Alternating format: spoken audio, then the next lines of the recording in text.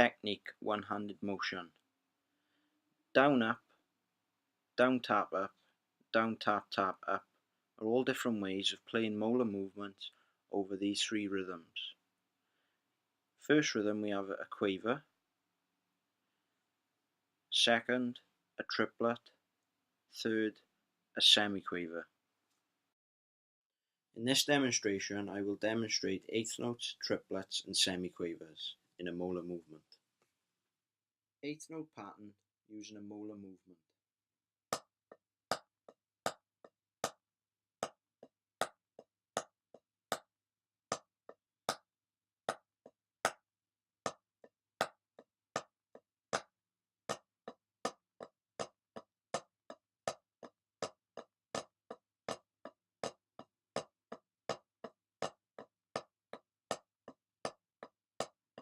Here I will demonstrate triplets using a molar movement.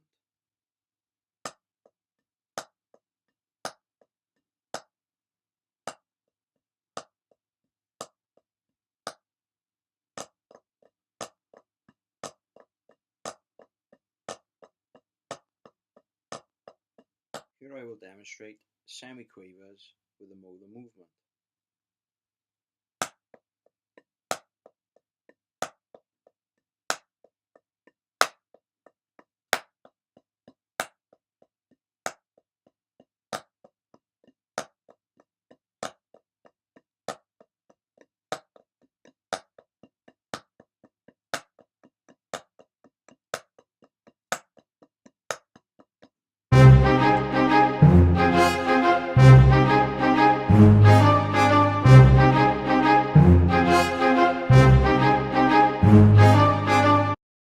Push-pull. During this exercise, I assure that my fingers are fully extended when doing the technique push-pull. During this video, I slowed down the technique push-pull. As you can see, I'm allowing full extension of my fingers when learning how to do this technique. Shortly, once becoming more advanced in this technique, I will only be able to move my wrist and there will be limited arm movement.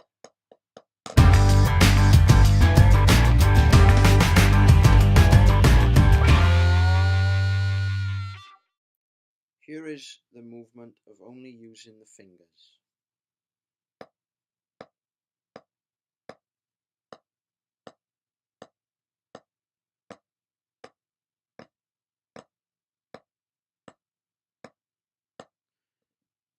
I will now play this in the triplet exercise.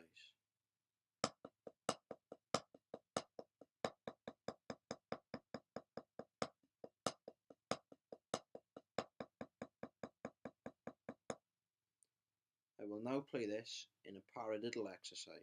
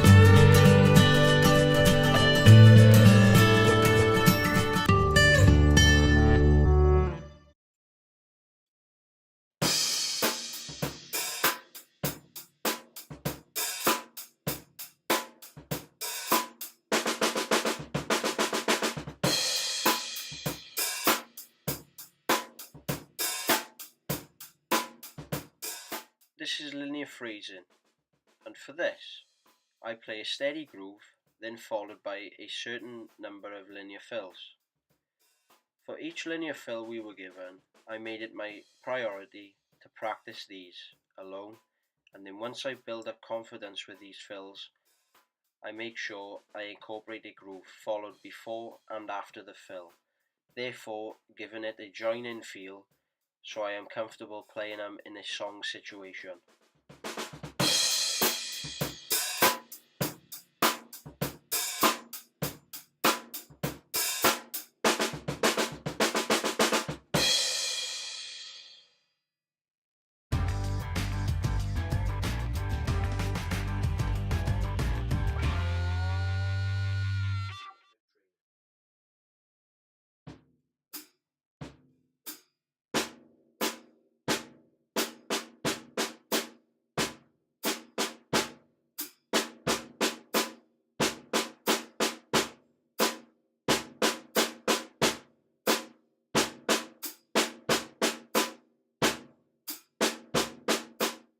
For this reading section of the video, I maintain a simple count 1, 2, 3, 4 between the bass and hi-hat, with the bass drum notes being on beat 1 and 3 and the hi-hat notes being on the 2 and 4. Whilst this is going on, I will read the music I have in front of me.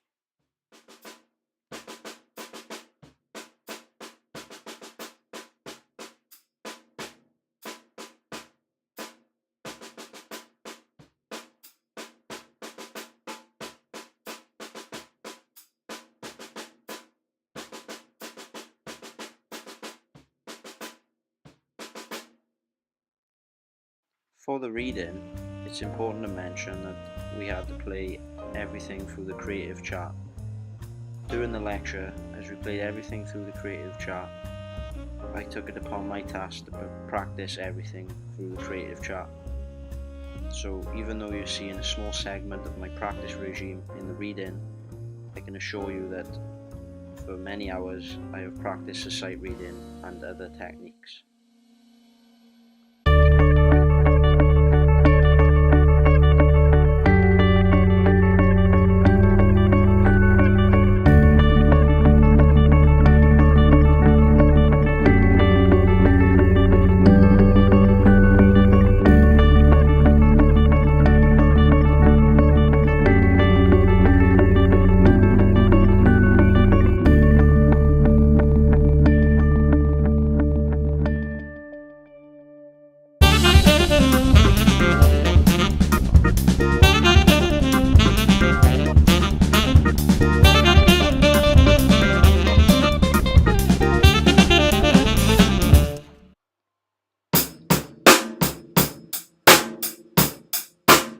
During this part of the video, you can see I'm practicing the rock piece and paying close attention to the harmonic bass drum independence sections.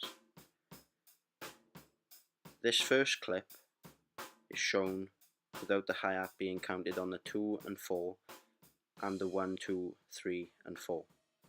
In the second clip, as you're watching now, you can see that the hi-hat is being counted on all the crotchet beats, which are 1, 2, 3 and 4. I admit at first throughout the year I struggled with this part of the song because I struggled with my reading. But as I progress through the year, I feel I have become better in this field and I aim to do better throughout the 3 years of my uni course. And then to finish off, during this part of the video, you can see that the hi-hat is being counted on 2 and 4 with the snare drum.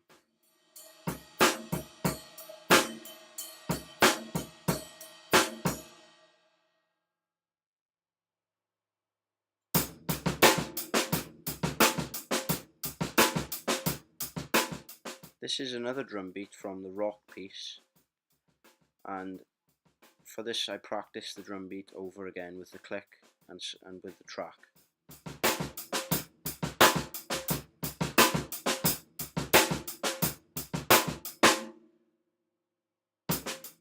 This is another drum beat from the rock piece, and again you can see my technique playing a part in this with the molar pullout on the ghost notes.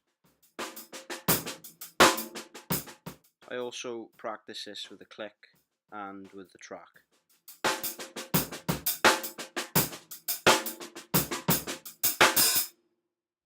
This again is another drum beat from the rock piece for the exam, and like the others I also practice this with a click, and then once I feel I have become better at the drum beat I put it in with the track.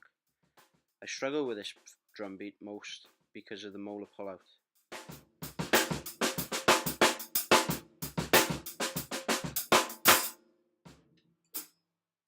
This is a fill that I struggle with at first, but after a bit of practice with the click and the track, I can now say that I'm comfortable playing this.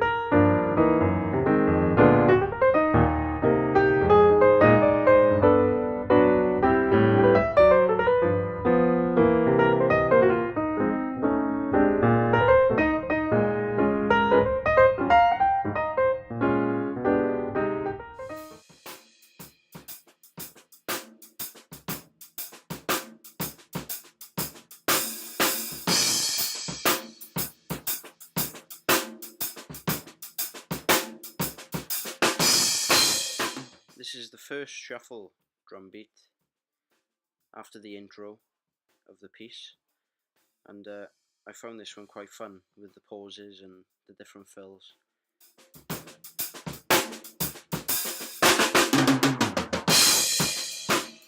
This is the other shuffle rhythm in the piece, and I particularly like this one the most because of the sextuplet between the ride and the hat played a good part in this. Overall, I enjoy this piece, and I feel that this piece has given me a better understanding of what I already knew, and has also taught me things that I didn't know, including some shuffle beats used here, the linear fills used within the song kind of work well, and I like the feeling that because the linear fills were written in, it gave me a sense of being pushed, and I like that.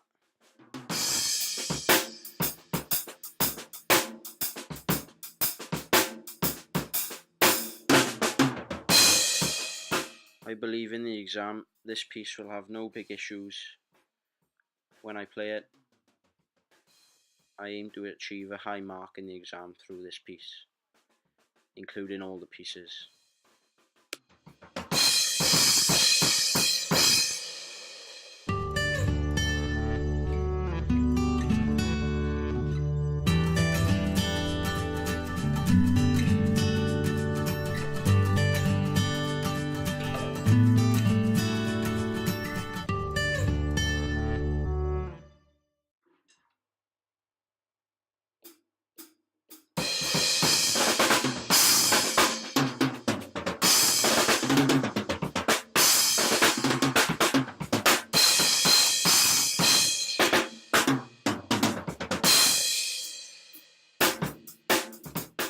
So during the intro, I came up with the idea of, because there's a couple of rests between the stabs, I believe that some fills would suit between the rests there, so I started to practice putting them in.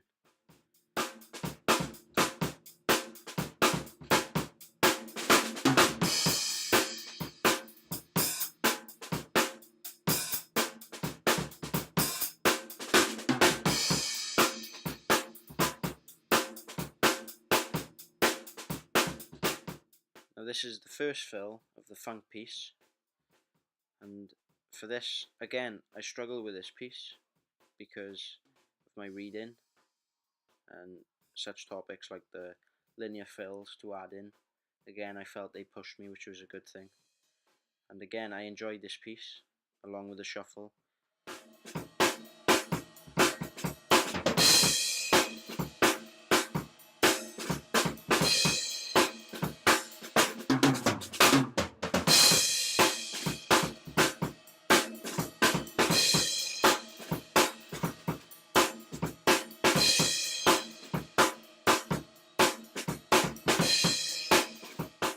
I felt that during this piece, a lot of accents were to play within executing a nice groove. Taking on board what I've learnt through James Brown and Clyde Stubblefield, I began to incorporate those feels into my piece.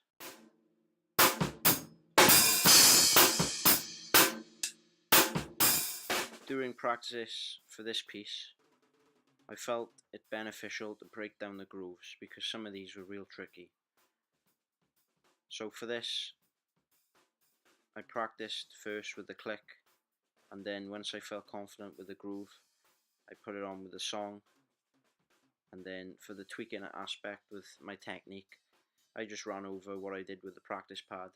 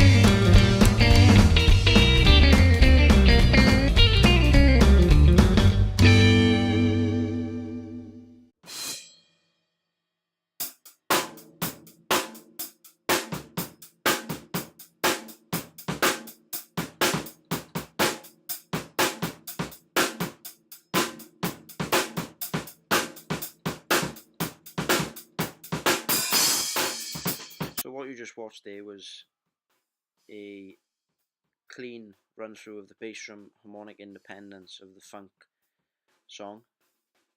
The bass drum harmonic independence, like with all the songs apart from the shuffle, I struggle with because reading played a big part in that.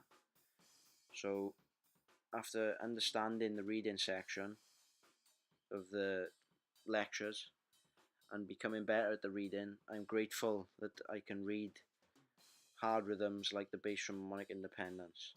I believe in the exam, this part of the song and for all the other parts of the song, there will be no issues, and I believe I will do well in the exam.